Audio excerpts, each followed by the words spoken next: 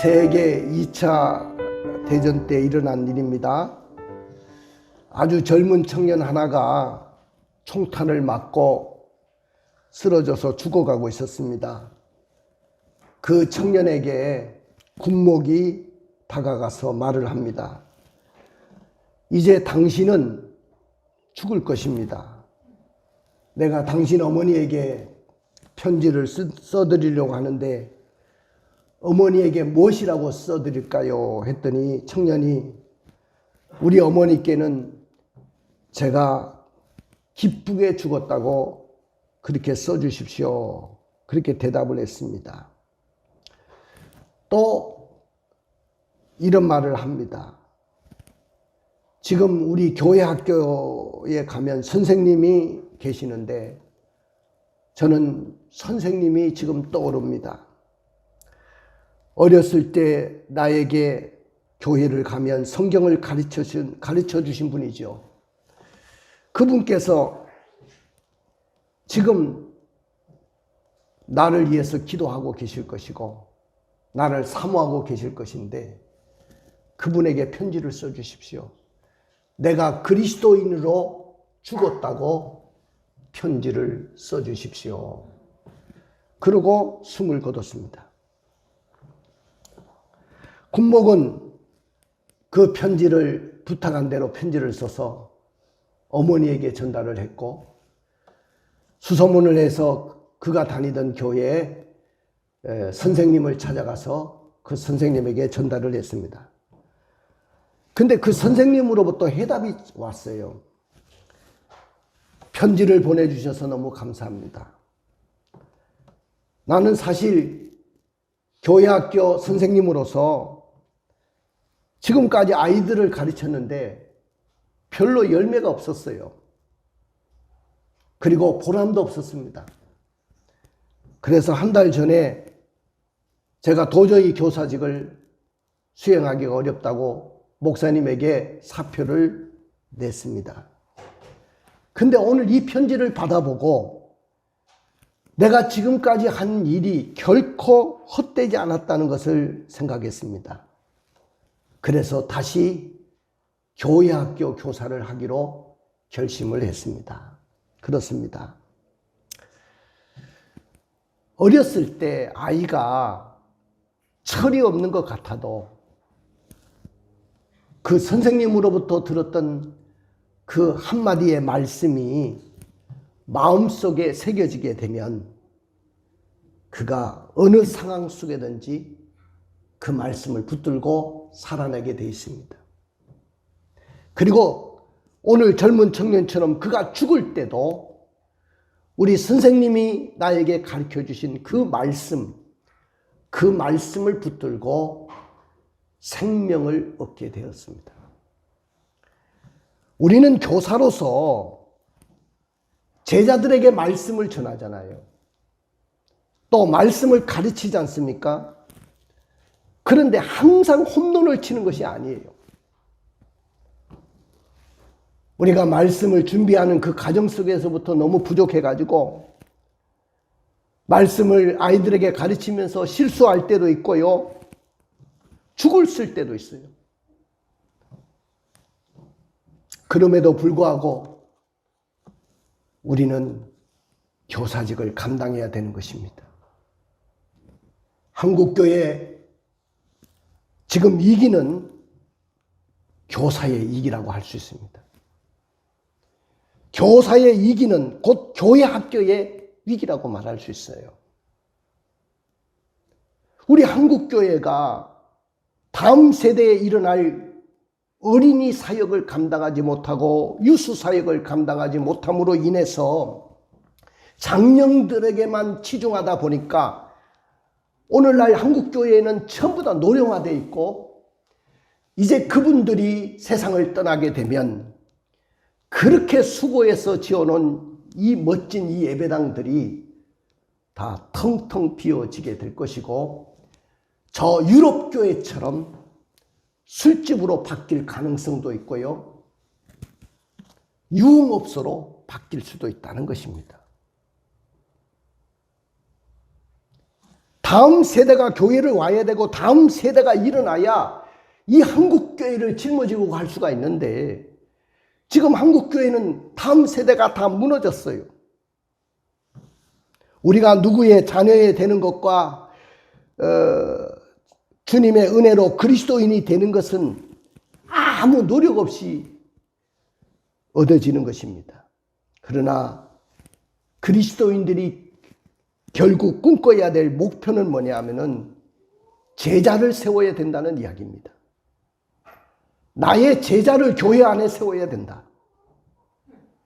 그런데 제자를 만들려고 하면 반드시 스승이 있어야 된다는 겁니다. 스승이 없이는 제자가 만들어낼 수 없고 다음 세대가 일어날 수가 없는 것이죠. 우리가 스승으로서 최선을 다할 때 나의 인격과 제자의 인격이 서로 교통하게 되고 하나님을 닮아가는 다음 세대로 그것이 흘러가게 될 것입니다. 오늘은 스승의 주일입니다. 세상 사람들은 스승의 날이라고 그렇게 그날을 기념하지만은 우리는 스승의 주일로 지킵니다. 교회에서는. 제가 어릴 때 그 스승의 노래를 부릅니다.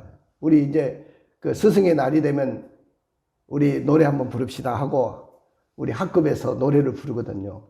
스승의 은혜는 하늘 같아서 우러러 볼수록 높아만 지네.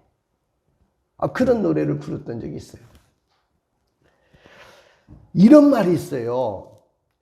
교정은 있지만은 스승은 없다. 애들은 스승의 그림자도 밟아서는 안 된다고 그렇게 가르쳤어요. 그리고 군사부 일체라고 가르쳤습니다. 임금과 선생님과 부모님은 하나다. 그렇게 가르쳤어요. 근데 오늘날 교권이 다 무너졌죠. 아이들이 수업 시간에 자고 있는데도 선생님이 그를 깨울 수가 없어요. 만약에 깨우다가는 어떤 봉변을 당할지도 모릅니다. 아이들을 체벌할 수도 없습니다. 체벌을 하면 당장 선생님이 그 교단에서 내려와야 됩니다. 오늘 본문에는 그 시점을 과거로 돌립니다. 사도 바울이 데살로니가에 가가지고 전도를 하는 그 시절을 해고하는 그런 장면이 나옵니다. 그런데 빌립보라는 지역에 가서 사도 바울이 복음을 전하는데 야밤에 쫓겨나듯 달려와가지고 이 데살로니가라는 곳에 와서 3주 동안 머물면서 그 데살로니가 지역에서 복음을 전하고 말씀을 전했더니 그 데살로니가 교회에서 교회가 세워졌어요. 그런데 사도 바울이 떠난 후에 교회는 엄청난 핍박이 왔고요. 또 이런 와중에 잘못된 종말론이 들어와 가지고 교회를 흔들어 놓기 시작했습니다. 그리고 바울에 대해서 적대자들이 일어나 가지고 바울에 대해서 공격을 하고 흉한 소문을 퍼뜨리기 시작했습니다. 이런 이야기를 듣고 바울이 당장 달려가고 싶었지만은 여의치 않아 가지고 갈 수가 없어서 디모데라는 제자를 통해 가지고 편지를 써서 그 편지를 전달한 글이 바로 오늘 데살로니가 전서입니다. 바울의 적대자들이 바울을 향해서 흉한 소문을 퍼뜨린 그 이야기는 대략 4가지 정도인데요. 첫째는 바울은 절대로 남의 말을 전혀 듣지 않는 독선적이고 독재적인 사람이다. 그렇게 소문을 퍼뜨렸어요. 그리고 둘째는 바울은 돈을 갈취하는 사람이고 돈만 아는 사람이고 그 돈을 위해서 부정된 동기로 말씀을 가르치는 사람이다. 이런 소문을 퍼뜨리기 시작했습니다. 그리고 바울은 탐욕스러운 마음을 숨기고 교활하게 성도들을 현혹시키고 사람의 마음을 미혹하는 사람이다. 그리고 바울은 사람의 마음을 얻기 위해서 온갖 달콤한 말로 아첨하는 사람이다. 그런 소문을 교회 안에 퍼뜨리기 시작했습니다. 이에 대해서 바울 자신이 데살로니가 교회 교사로서 어떻게 사역했는지 오늘 본문에서 바울은 애정과 예모를 담아가지고 보기 드문 필체로 오늘 말씀을 써내려가기 시작했습니다. 그런데 바울은 왜 자신이 이렇게 교사로서 나는 이렇게 사역을 했노라고 이렇게 해명을 해야 됐을까요? 여러분들 21세기 한국교회 교회학교가 앞으로 이 상태로 20년간 계속 이 상태가 지속된다고 한다면 결과는 어떻게 될까요? 한국교회는 정말 무너질 수밖에 없다는 것이죠. 통계적으로 성도의 수가 옛날에는 1200만 성도였는데 지금은 7, 800만으로 내려갔습니다. 아마 코로나로 인해서 더 내려갔을 거예요. 그런데 앞으로는 한국교회가 200만 밑으로 내려갈 수도 있다. 아니 100만 밑으로도 내려갈 수 있다는 통계가 나와 있어요. 여러분들 5천만 우리 국민 중에서 기독교인이 고작 100만 밑으로 내려갈 수도 있습니다.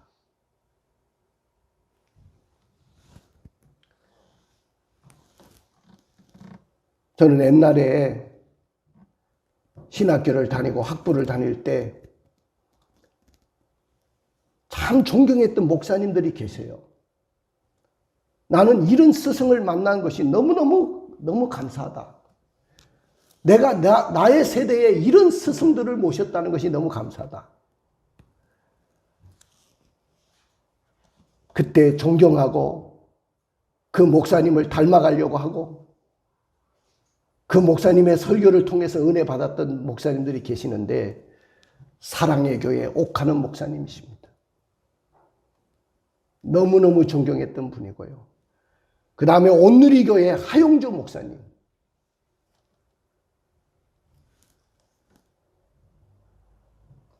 그 다음에 남서울교회 홍정길 목사님. 그리고 지구촌교회 이동원 목사님. 그 다음에 남포교회 박영선 목사님. 이분들 중에서 돌아가신 분들도 있고 아직도 살아계신 분들도 있습니다.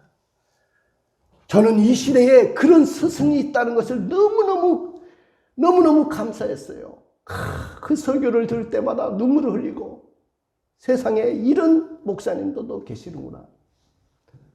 이런 스승이 우리 한국교회에 있었기 때문에 우리 한국교회가 이만큼 성장했구나. 근데 지금 이 시대에 그런 스승을 찾아보려고 하니까 찾아볼 수가 없어요. 너무너무 그리웠습니다. 오늘 아침에도 하영조 목사님의 설교를 들으면서 제가 아침을 시작했어요. 돌아가셨죠? 너무 가슴을 쥐어짜고 가슴을 만지십니다. 여러분들, 다음 세대가 정말 중요합니다. 그런데 다음 세대로 이어가는데 무엇이 가장 큰 문제일까요? 오늘 저의 설교 제목은 하나님의 나라와 그 영광을 위한 교사들입니다. 한번 따라해 봅시다. 하나님의 나라와 그 영광을 위한 교사들. 우리의 교사들은 하나님의 나라와 그 영광을 위한 교사들입니다. 그러나 우리 교사들 중에는 하나님의 나라와 그 영광을 이해하지 않는 교사들도 있다는 겁니다. 왜 교사라고 하지만은 하나님의 나라와 그 영광을 이해하지 않는 것일까요? 그것은 제가 세 가지 면에서 이유를 찾아봤어요. 첫째는 무엇을 가르칠 것인가? 즉, 주제 이해가 되어 있지 않기 때문입니다. 무엇을 가르칠 것인가? 교회학교 교사들이라고 한다면, 교사라고 한다면 내가 학생들에게 무엇을 가르칠 것인가 주제 이해가 분명해야 되거든요. 교회학교 교사들은 세상적인 학문을 가르치는 교사가 아니에요. 세상에 영어를 가르치는 교사도 아니고 수학의 인수분해를 가르치고 미분 적분을 가르치는 그런 교사가 아니에요. 교회학교 교사는 성경을 가지고 복음을 가르치고 성경을 통해서 예수님을 가르치고 그 아이들을 구원에 이르도록 하는데 가르치는 교사입니다. 그리고 성경 말씀을 가르쳐서 이 땅에서 성경대로 살아낼 수 있는 사람들로 가르쳐가지고 세상에 파송하는 분들이 바로 교사들이에요. 무엇보다도 교회학교 교사들은 그렇기 때문에 성경에 대해서 풍부한 지식이 있어야 돼요. 내가 무엇을 가르칠 것인가 주제 이해가 분명히 되어 있지 않는 사람은 절대로 아이들을 길러낼 수가 없어요. 그 다음에 두 번째는 왜 교사라고 하면서 하나님의 나라와 그 영광을 위한 교사가 되지 못하느냐. 두 번째는 누구에게 가르칠 것인가. 다시 말하면 학생 이해가 부족합니다. 교사이신 예수님은 인간성을 통해 가지고 자기 무릎 아래 제자들을 앉혀놓고 어찌하든지 하나님의 나라와 복음을 전하기 전에 그 학생을 이해하려고 했어요. 그 제자를 이해하려고 했습니다. 제자의 마음을 만지려고 했어요. 교회에서 가장 중요한 것이 뭐냐면은 누구에게 가르칠 것인가. 이 학생에 대한 분명한 이해가 있어야 되고 분명한 답이 있어야 돼요. 교사로서 내가 가르칠 그 학생 이해가 없이 아이를 가르친다고 생각해 보십시오. 여러분들, 내가 가르칠 그 학생들은 어떤 학생들이냐면은 예수를 영접해야 되고요. 또한 예수를 믿어 구원받아야 될 대상이라는 것입니다. 내가 가르칠 학생이 구원의 확신이 없이 교회를 다니고 마지막에 그가 어떻게 죽을지 모르는데 죽어서 영원한 지옥에 떨어진다고 생각해 보십시오. 그 책임이 누구에게 있습니까, 여러분들? 그렇기 때문에 교사는 누구에게 가르칠 것인가? 학생 이해가 분명해야 돼요. 그 다음 세 번째는 어떻게 가르칠 것인가? 교수 방법이 중요합니다. 저도 초등학교 때부터 대학원에 이르기까지 공부를 했어요. 수많은 선생님을 만났고 또 대학원 다닐 때 수많은 교수들을 만났어요. 그런데 어떤 교수님은 교수 방법이 굉장히 탁월한 분들이 있어요. 쉽게 가르치고 쉽게 이해하도록 가르쳐요. 근데 어떤 교수님은 들은 것은 너무 많은데 너무 알아들을 수 없는 교수님들도 있었어요. 그 문제는 뭐냐 하면은 저는 그분이 교수 방법이 부족했다. 교수 방법이 중요한 거예요. 어떻게 가르칠 것인가. 같은 주제인 이 성경의 말씀을 가지고 이 재료를 가지고 어떻게 가르치고 어떻게 먹일 것인가. 이게 굉장히 중요한 거예요. 똑같은 성경 말씀을 가르치고도 어떤 교사는 굉장히 쉽게 가르치고 어떤 교사는 가장 어렵게 가르치는 교사도 있어요. 여러분들이 성경을 가르치려면 탁월한 교수 방법이 필요한 것입니다. 할렐루야. 여러분들, 교사가 무엇을 가르칠 것인가 주제 이해가 되어 있지 않고 누구에게 가르칠 것인가 학생 이해가 되지 않고 어떻게 가르칠 것인가 교수 방법이 되어 있지 않음으로 인해 가지고 우리 학생들의 영혼들은 다 죽어가고 망하고 있는 거예요. 그리고 하나님의 나라와 그 영광은 땅에 떨어지고 있습니다. 스승은 제자의 얼굴이 되어야 된다고 합니다.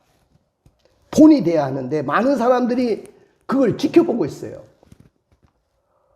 오늘 우리는 세상에 살면서 내가 교사라고 하면서 주님의 영광을 가리지는 않았습니까? 제자들에게 진정한 본이 되는 삶을 살았습니까? 하나님의 나라와 복음을 위해서 살아내는 교사의 모습을 그들에게 보여주었습니까? 그것이 굉장히 중요한 이야기입니다. 주일학교 교사들의 독백을 한번 들어보십시오. 하나님, 저는 말이 교회학교 교사지 교사라고 하면서 무엇을 가르칠 것인가 그것도 이해가 되어 있지 못하고 내가 누구에게 가르칠 건가 학생에 대한 이해도 부족하고요. 어떻게 가르칠 것인가 교수 방법도 저는 터득하지 못한 사람입니다. 일주일 동안 직장생활에 힘들고 피곤해서 매주 제자를 만나가지고 교사로서 아이를 가르친다는 거 이거 정말로 힘들고 어려운 일이었습니다. 내가 아니라도 아무개 집사님이 하시면 안 될까요? 내가 아니라도 아무개 선생님이 하면 안 될까요? 꼭 내가 해야 됩니까? 그 일을? 오늘 선생님들이 다 이런 모습으로 교사직을 감당하고 있습니다. 그럼에도 불구하고 교회학교 교사는 하나님의 나라와 그 영광을 위해서 해야 됩니다. 믿으십니까? 믿으십니까?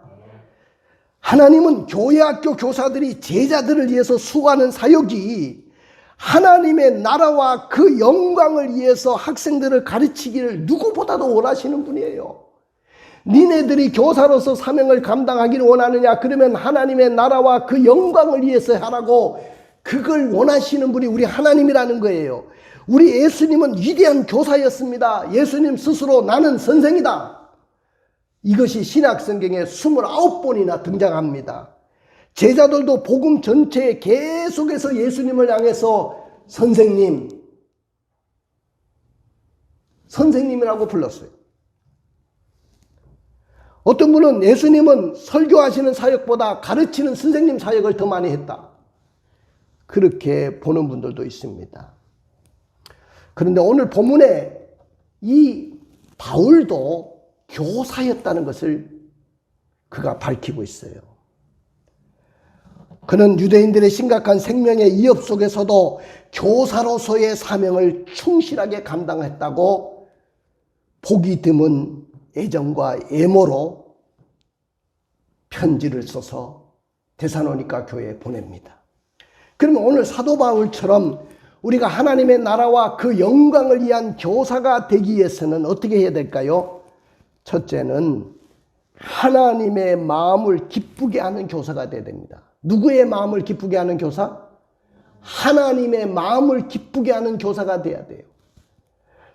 어떤 학생의 마음을 기쁘게 하려기보다는 내가 이 교사직을 통해서 하나님의 마음을 기쁘게 하겠다. 그런 마음을 가지고 교사직을 수행해야 된다는 거예요. 우리 한번 읽어볼까요? 4절의 말씀을 읽어보겠습니다. 오직 하나님께 옳게 여기심을 입어 복음을 위탁받았으니 우리가 이와 같이 말함은 사람을 기쁘게 하려 함이 아니요 오직 우리 마음을 감찰하시는 하나님을 기쁘시게 하려 함이라. 네, 사람을 기쁘게 하려고 하지 말고 하나님을 기쁘게 하는 교사가 돼야 되겠다. 나의 제자들을 기호에 맞추어 가지고 기호에 영합한 그런 교사가 되지 말고 어떻게 하면 하나님을 기쁘게 하는 교사가 될 것인가? 여기에 나의 포커스를 맞추고 그 사역을 감당하는 교사가 돼야 된다는 거예요. 그 다음에 두 번째는 7절 8절에 보니까 유모가 어머니가 자기 자녀를 기름과 같이 아이들을 가르쳐야 된다. 어머니가 자기 아이를 길러내듯이. 자, 우리 한번 읽어볼까요? 7절 8절을 읽어봅니다. 우리는 그리스도의 사도로서 마땅히 권위를 주장할 수 있으나 도리어 너희 가운데서 유순한 자가 되어 유모가 자기 자녀를 기름과 같이 하였으니 우리가 이같이 너희를 사모하여 하나님의 복음뿐 아니라 우리의 목숨까지도 너희에게 주기를 기뻐함은 너희가 우리의 사랑하는 자됨이라. 할렐루야. 여기 보니까 너희를 사모하여 하나님의 복음뿐만 아니라 나의 목숨까지도 너에게 주기를 원했다. 그리고 너희는 우리의 사랑하는 자가 됐다. 오늘 그 일을 감당하기 위해서 어머니가 아이를 기름과 같이 나는 그렇게 제자들을 길러냈다. 오늘 바울은 그렇게 이야기합니다. 여러분들 어머니의 의미는 어머니는 그 젖과 또 먹을 것을 주는 차용적인 의미가 아니고 목숨을 나누는 생명의 교감의 관계입니다. 여러분들, 우리 윤진이가 시집을 가서, 언제 우리가 윤진이가 저렇게 커서 시집을 가서 우리 하리를 이렇게 안고 올지 제가 꿈이라도 생각했겠습니까? 근데 우리 윤진이가 이렇게 결혼을 해가지고, 참 윤진이는 내 딸처럼 늘 그렇게 제 사모님 손에서 컸잖아요. 우리 윤주도 그렇고. 그러니까 쟤들은 딸처럼 생각을 우리는 지금 하고 있거든요. 그런데 제가 이제 아기를 낳았어요. 그런데 또 자기를 낳아준 엄마가 있잖아. 우리 김은아 집사님이 계시는데 아마 생각을 했을 거예요. 우리 엄마도 우리 하리처럼 이렇게 나를 낳아서 길러줬겠지. 근데 엄마가 그냥 젖만 먹이고 먹을 것만 주는 그런 엄마가 아니죠. 엄마는 목숨을 주는 자입니다. 그 자녀를 위해서 목숨까지도 줄 수 있는 자입니다. 이것이 바로 엄마입니다. 그런 어머니의 마음을 가지고 아이들을 만지고 아이들을 길러내야 된다는 거예요. 마치 집에서 내 아이를 길르듯이 우리 아이를 그렇게 길러내야 된다는 거예요. 우리 교회는 2000년도에 우리 교회가 개척이 될 때, 그때 교회 붕이 안 되던 시대에 개척을 했어요. 많은 사람들이 교회 개척을 말렸습니다. 이렇게 붕이 안 되는 시대에 어떻게 개척을 하려고 합니까? 그런데 제가 그때 생각한 것이 뭐냐면 어린이 사역 극대화다. 어린이 아이들은 그래도 가능성이 있다. 그걸 선포하고 아이들을 이제 길러내기 시작하는데 우리 선생님들이 아침 6시부터 일어나서 엄마 아버지도 깨진 않았는데 그 집에 들어가 가지고 아이를 씻기고 아이의 옷을 입혀 가지고 교회를 데려오는 거예요. 평일에는 학교 앞에 가 가지고 햄버거를 이만큼 싸가지고 가가지고 아이들에게 나눠주면서 내가 왔다. 그러면서 선생님과 교감을 나누게 됩니다. 아이들이 몰려오기 시작합니다. 교회에 앉을 자리가 없습니다. 자리 다툼이 일어납니다. 그래서 이 예배당을 진 거예요.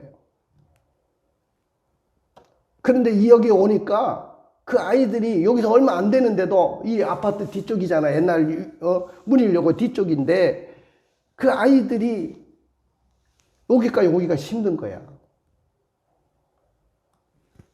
또 거기에 목숨 바쳐서 일했던 그 교사 자체가 무너지니까 그 영혼들이 다 죽어가는 거죠. 그래서 교사가 그렇게 중요하다는 것을 저는 깨달았습니다. 그 다음에 세 번째는 아버지의 심정을 가진 교사가 돼야 돼요. 아버지의 심정을 가져야 된다. 우리 11절의 말씀을 읽어볼까요? 너희도 아는 바와 같이 우리가 너희 각 사람에게 아버지가 자기 자녀에게 하듯 권면하고 위로하고 경계하노니. 조사는 어머니 같은 교사도 돼야 되지만은 아버지 같은 교사도 돼야 돼요. 가정에서도 어머니만 둘이 있으면 안 돼요. 자, 저는 아버지가 없이 컸거든요. 제가 아버지 없이 컸잖아. 4살 먹어가지고 우리 아버지가 돌아가셨어. 그래서 아버지의 엄한 해처리를 받고 내가 자랐어야 되는데 엄한 해처리를 받지 못하고 살았어요. 어머니의 사랑만 받고 자랐어. 어머니 사랑. 그 우리 어머니는 내가 막내잖아. 6남매 막내니까 얼마나 사랑을 퍼붓겠어요. 이 막내, 우리 막내 다 없어도 막내만 있으면 돼. 얼마나, 그리고 그 막내가 얼마나 또 착하고 순종을 잘하는지 어머니의 마음을 알아주니까 얼마나 좋아하시겠어요. 막내 그러면서 그렇게 사랑을 해줬는데 그러다 보니까 제 마음속에는 어머니의 마음이 더 큰 거예요. 나는 남자지만은 내 마음에는 어머니 마음이 커요. 그래, 자식을 낳았는데 아버지처럼 얘를 붙들고 회초리도 되고 막 강하게 훈계도 해야 되잖아요. 근데 그런 경험이 없으니까, 아버지로부터 배운 것이 없으니까, 어머니에게 사랑만 받았으니까 우리 아들을, 사무엘 이 목사를 끌어안고 사랑으로만 지금까지 길러낸 거예요. 그러면 그 아버지 역할은 누가 했냐? 바로 엄마가 했습니다. 주성자 사모님 아시죠? 딱 군대 장교 같잖아요. 포수가 젊었을 때는. 지금은 뭐 많이 유연해졌지만은. 예배를 못 드리면 큰일 납니다. 주일날 예배 못 드리면 방석 위에 올라가가지고 그날은 회초리를 받고 잠을 자야 됩니다. 근데 우리 아들이 그러더라고요. 어머니의 회초리가 그립습니다. 자기가 중등부 아이들, 교회 큰 대형교회 중등부 사역자로 사역을 감당하는데 교회의 중직자의 아이들이 교회를 나오지 않는다는 거예요. 우리 어머니는 이럴 때는 가차없이 공부 못한 것 때문에 나를 매를 대고 회초리를 댄 것이 아니고 예배 못 드리고 하나님 앞에 바로 살지 못했다고 회초리를 대셨는데 우리 어머니의 그 회초리가 그립습니다. 우리 어머니가 너무 감사합니다. 그 고백을 해요. 설교 중에도 그 고백을 하더라고요. 여러분들, 아버지의 마음을 가지고 아이를 가리켜야 됩니다. 그런 교사가 돼야 됩니다. 여기 보면 세 가지 말이 나와요. 건면한다는 말이 나오죠. 건면. 이 말은 곁으로 부른다 그런 뜻이에요. 곁으로 불러가지고 그를 가리키는 거예요. 그 다음에 위로한다는 말이 나오거든요. 이 말은 타이르고 감정적으로 격려한다는 말이에요. 그리고 경계한다는 말은 바른 길로 가도록, 그릇된 길로 갈 때는 바른 길로 가도록 만들어주는 거예요. 그건 아버지가 해야 될 일이에요. 우리 집에는 사모님이 그 역할을 한 거예요. 저는 지금도 아이가 너무너무 장성한 아이지만은 귀엽잖아요. 눈에 넣어도 아프지 않잖아요. 우리 어머니처럼. 그러니까 너무너무, 그러니까 큰 거를 해달라고 할 때는 엄마한테는 어림도 없으니까 아버지만 넘어가시면 된다. 이 생각을 하고 있어요. 그래서 아버지를 어찌하든지 설득하는데 얘는 주력을 하는 것을 봅니다. 그런데 가정에서도 어머니가 있어야 되고 아버지가 있어야 되는 것처럼 교사는 바로 어머니와 아버지의 역할을 하는 교사가 되어야 됩니다. 자, 우리 한번 따라해 봅시다. 교사는 하나님의 나라와 그 영광을 위해서 가르치는 것입니다. 그렇습니다. 교사는 무엇을 가르칠 것인가? 누구에게 가르칠 것인가? 어떻게 가르칠 것인가의 바른 이해를 가지고 하나님의 나라와 그 영광을 위해서 가르치는 교사가 돼야 돼요. 교사는 하나님의 마음을 기쁘게 하려는, 학생들의 마음을 기쁘게 하려는 것이 아니고 하나님의 마음을 기쁘게 하려는 그 마음을 가지고 하나님의 나라와 그 영광을 위하는 그런 교사가 돼야 되는 것입니다. 교사는 어머니가 자기 자녀를 기름과 같이 하나님의 나라와 그 영광을 위해서 가르쳐야 되는 것입니다. 교사는 아버지가 자녀를 불러놓고